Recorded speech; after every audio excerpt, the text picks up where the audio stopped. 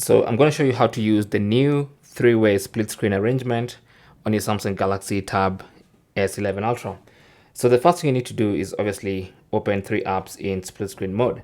So I'm going to go to this app and put it in split screen, just like that.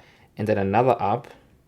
So now I have two apps in split screen, and I can add a third app in split screen by just dragging it here and then put it in normal split screen mode. So we have three apps, this one, and this one.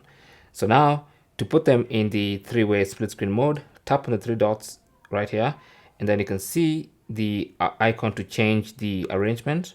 So tap on it, and now you get your three-way split screen mode on this tablet. So I'm gonna do that again. So let's open that, and then let's open this,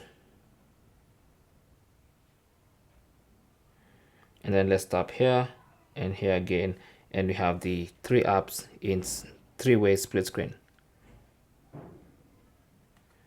Okay, thanks for watching.